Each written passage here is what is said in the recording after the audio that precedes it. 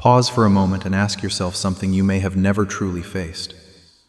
What if the biggest questions in your life are the ones no one can fully answer? Not your pastor, not science, not even your own thoughts. What if everything you believe about God, life, and death is built on questions we are still afraid to confront? Stay with me, because this is not about answers. This is about the questions that refuse to let you go. Look around you for a second. The sky above, the stars that stretch endlessly into the darkness, the quiet moments when everything feels still. Why does anything exist at all? Why is there something instead of nothing? Is all of this just a random occurrence? Or is there something greater behind it all? And if God is real, why can we not see Him clearly? Why does He remain hidden, yet so many people claim to feel His presence deeply within them? And if He is not real, then why have billions of people across history believed in something beyond themselves? Is faith a connection to something real? Or is it simply a human need to not feel alone in a vast and uncertain universe? Then there are miracles, stories of healing when there was no hope, moments where everything should have ended, yet somehow did not. People speak of light breaking through their darkest hours, of prayers being answered in ways they cannot explain. But why do miracles happen to some and not to others? Why does one person pray and survive, while another prays just as deeply and does not? Is it God choosing? Or is it chance that we struggle to understand? And if miracles are real, why do they not happen in a way that removes all doubt, in a way that no one could ever deny? We have also been given sacred words, passed down through generations, shaping the beliefs of millions. The Bible, the Quran, and the Torah each claim truth and offer guidance. But who truly wrote them? Were they inspired directly by God? Or were they written by human hands trying to understand something far greater than themselves? And if they are divine, why do they sometimes differ? Can truth exist in multiple forms? Or are we still trying to interpret something that was never meant to be fully understood? And then there is the question that no one can escape. One day, every single one of us will face death.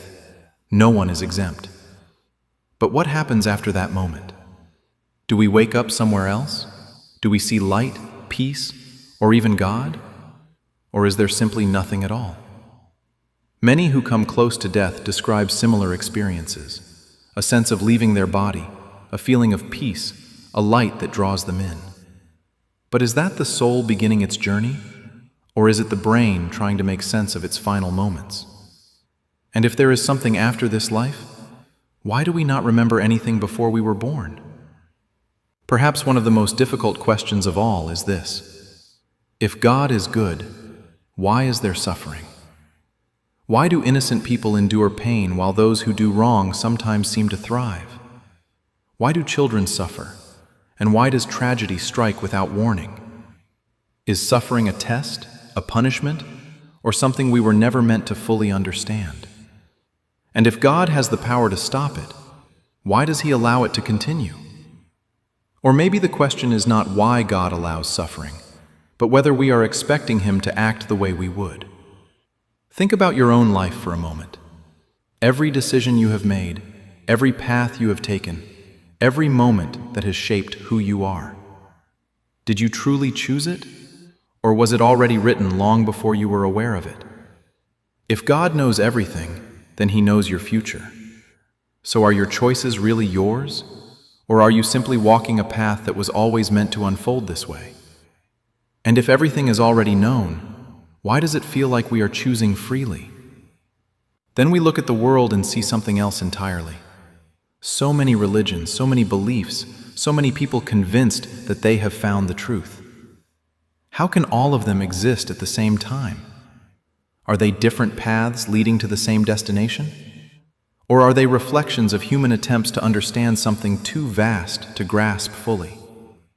If there is one ultimate truth, why has it not been made clear to everyone? Or maybe it has been revealed, just not in the way we expect or understand. And perhaps that is where everything begins to come together. Maybe these questions were never meant to be fully answered. Maybe they exist to keep us searching, to keep us wondering, to keep us reaching for something beyond ourselves. Maybe they are meant to wake something inside us, something that refuses to settle for simple explanations. So the real question becomes this: are you searching for answers, or are you willing to sit with the mystery? Because sometimes it is not the answers that bring us closer to the truth. Sometimes it is the questions themselves. And what if everything you believe about God is only part of the story? What if there is more?